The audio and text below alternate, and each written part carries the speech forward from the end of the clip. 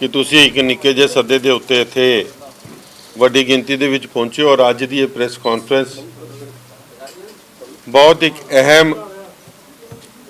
Programme Delhi Sikh gurdwara प्रबंधक committee वालों जिहड़ा उलीकिया गया। हर साल दिल्ली दे विच लाल किले नूं फतेह करन वाले उन्हां जरनैलां दियां फतेह दिवस के रूप दे विच याद मनाई जाती है और इस गौरवमई इतिहास नूं संगतां दे विच लैके असीं अपने पनीरी नूं दस्सिया कि किस तरीके दे नाल साडे गुरु दे उस सिखां ने दिल्ली नूं फतेह कीता और फतेह करन तो बाद किस तरीके दे नाल अपने गुरु धामां दीयां निशानदेहियां करके ये दिल्ली वापस छड्डती गई। इस इतिहास नूं लिआउण तो बाद जद तो साडीआं कमेटी आई आ और असी वार-वार जिहड़े साडीआं वड्डे जरनैल से उन्हां दीयां शताब्दियां मनाईआं और इस वारी खास तौर ते अकाली बाबा फूला सिंह जी दी जिन्हां दी 200 साला शताब्दी है शहीदी दी उन्होंने समर्पित करते हुए और बाबा जस्सा सिंह जी रामगढ़िया जिन्हां दी जन्म शताब्दी तीजी शताब्दी आ रही है उन्होंने समर्पित करते हुए इत्थे दिल्ली दे विच जिहड़ा 2 रोज़ा फतेह दिवस हुंदा सी उन्होंने एक्सटेंड करते हुए उस जगह के उत्ते जिथे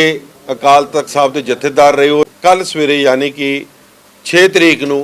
सवेरे 9 बजे एक नगर कीर्तन बड़े विशाल रूप दे विच इत्थों कढ़िया जा रहा है जिहड़ा अमृतसर साहब तो जलंधर लुधियाना खन्ना राजपुरा अंबाला कुरुक्षेत्र पानीपत होंदा होया दिल्ली विखे पहुँचना है और 7 तरीक नूं ये रात गुरुद्वारा मैनू टीला साहब की समाप्ति की जानी है। 6 तरीक रात नूं मंजी साहब गुरुद्वारे अंबाले का पड़ाव होना और ये विच मैं दिल्ली दी जिहड़ियां संगतां आईयां और जिहड़ी पंजाब दे विच साडे गुरु नानक नाम लेवा सारियां वीरां नूं सारियां संप्रदावां नूं सारे निहंग सिंह जथेबंदियां नूं जिथे असीं सद्दा दिता सी अज फिर सारियां नूं बेनती करदे हां साडे मीडिया दे भरावां नूं कि कल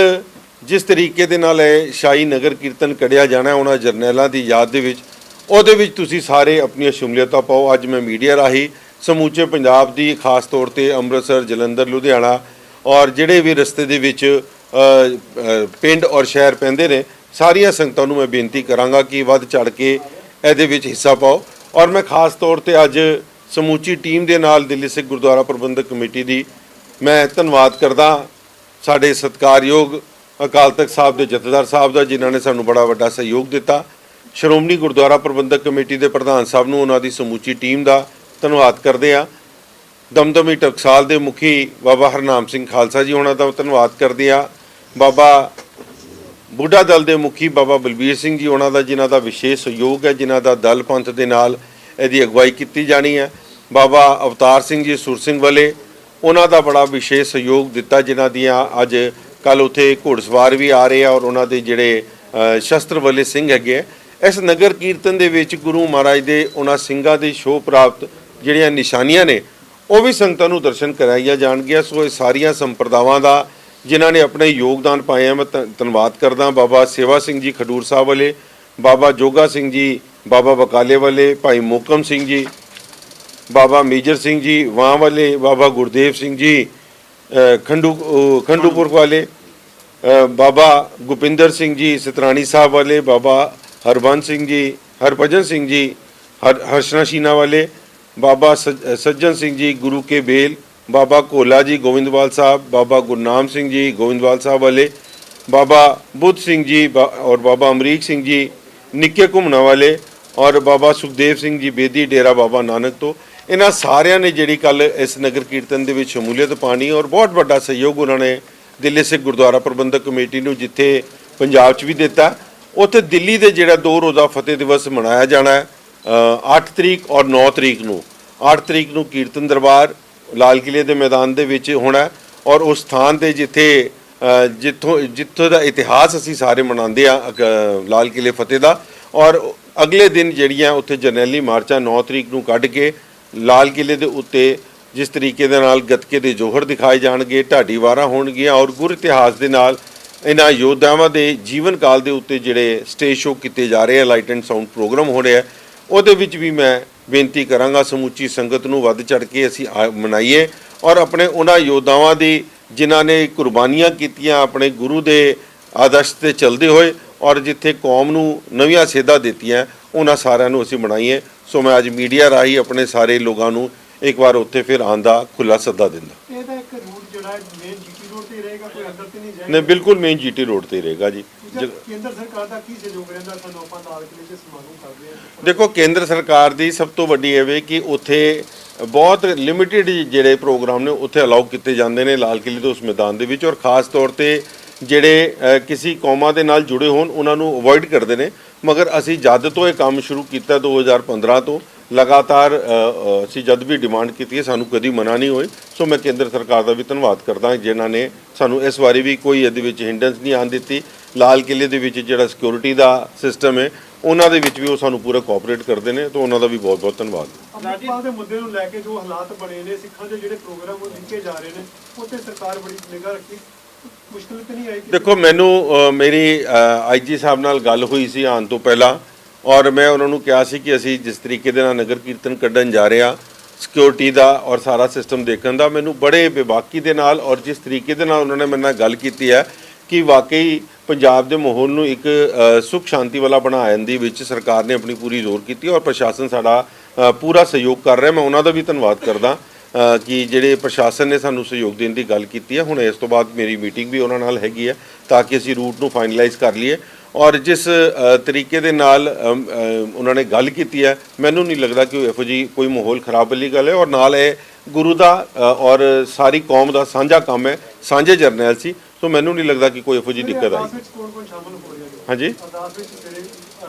ਜਿਨ੍ਹਾਂ ਦੇ ਮੈਂ ਨਾਮ ਲਏ ਨੇ ਸਾਰਿਆਂ ਨੇ ਹਾਮੀ ਭਰੀ ਹੈ ਉੱਥੇ ਆਉਣ ਵਾਸਤੇ। ਹੁਣ ਬਾਬਾ ਅਵਤਾਰ ਸਿੰਘ ਜੀ ਆਪ ਵਿਦੇਸ਼ ਗਏ ਹੋਏ ਨੇ ਤੇ ਉਹਨਾਂ ਦੇ ਬੇਟੇ ਬਾਬਾ ਪ੍ਰੇਮ ਸਿੰਘ ਜੀ ਉਹਨਾਂ ਨੇ ਭਰਨੀ ਹੈ, ਤੇ ਇਸ ਕਰਕੇ ਜੇ ਅਗਰ ਕੋਈ ਆਪ ਮੁਖੀ ਨਹੀਂ ਆਉਂਦਾ ਤੇ ਉਹਨਾਂ ਦੀਆਂ ਸੰਪਰਦਾਵਾਂ ਤੋਂ ਲੋਕ ਆਉਣਗੇ, ਕਿਉਂਕਿ ਰਸਤੇ ਦੇ ਵਿੱਚ ਵੀ ਕਈਆਂ ਨੇ ਪ੍ਰੋਗਰਾਮ ਰੱਖੇ ਨੇ ਸਵਾਗਤ ਕਰਨ ਦੇ। ਹੁਣ ਮੈਂ ਬਾਬਾ ਜੋਲਾ ਵਾਲਿਆਂ ਦਾ ਨਾਮ ਨਹੀਂ ਲਿਆ ਕਿਉਂਕਿ ਉਹਨਾਂ ਨੇ ਇੱਥੇ ਨਹੀਂ ਆਣਾ, ਉਹਨਾਂ ਨੇ ਉੱਥੇ ਸਵਾਗਤ ਦਾ ਪ੍ਰੋਗਰਾਮ ਰੱਖਿਆ ਆਪਣੇ ਜਲੰਧਰ ਵਿਖੇ। ਸੋ ਸਾਰਿਆਂ ਨੇ ਸਾਨੂੰ ਹਾਮੀਆਂ ਭਰੀਆਂ ਜਿਨ੍ਹਾਂ ਦੇ ਅਸੀਂ ਨਾਮ ਲਏ ਨੇ। ਜਿਹੜਾ ਵੀ ਸਵੇਰੇ ਆਏਗਾ ਉਹਦਾ ਵੀ ਸਤਿਕਾਰ ਹੈ, ਔਰ ਜਿਹੜਾ ਆਪਣੇ ਸੰਪਰਦਾ ਤੋਂ ਲੋਕ ਭੇਜਣਗੇ ਉਹਨਾਂ ਦਾ ਵੀ ਸਾਰਿਆਂ ਦਾ ਸਤਿਕਾਰ ਹੈ। ਦਿੱਲੀ ਕਮੇਟੀ ਵੱਲੋਂ ਕੱਲ੍ਹ ਨੂੰ ਨਗਰ ਕੀਰਤਨ ਸਜਾਇਆ ਜਾ ਰਿਹਾ ਦਿੱਲੀ ਤੱਕ ਅੰਮ੍ਰਿਤਸਰ ਤੋਂ, ਤੇ ਸ਼੍ਰੋਮਣੀ ਕਮੇਟੀ ਵੱਲੋਂ ਵੀ ਇੱਕ ਨਗਰ ਕੀਰਤਨ ਜਾਂ ਖਾਲਸਾ ਫਤਿਹ ਮਾਰਚ ਦਿੱਲੀ ਤੋਂ ਅੰਮ੍ਰਿਤਸਰ ਤੱਕ ਸਜਾਇਆ ਜਾ ਰਿਹਾ। ਇਹ ਦੋਵੇਂ ਪ੍ਰੋਗਰਾਮ ਇਕੱਠੇ ਨਹੀਂ ਸੀ ਹੋ ਸਕਦੇ, ਕੋਈ ਹੋਈ ਗੱਲ? ਦੇਖੋ, ਸਾਨੂੰ ਅਗਰ ਅਪਰੋਚ ਕੀਤੀ ਹੁੰਦੀ ਤੇ ਅਸੀਂ ਇਹਦੇ ਉੱਤੇ ਜ਼ਰੂਰ ਗੱਲ ਕਰਦੇ, ਮਗਰ ਉਹਨਾਂ ਨੇ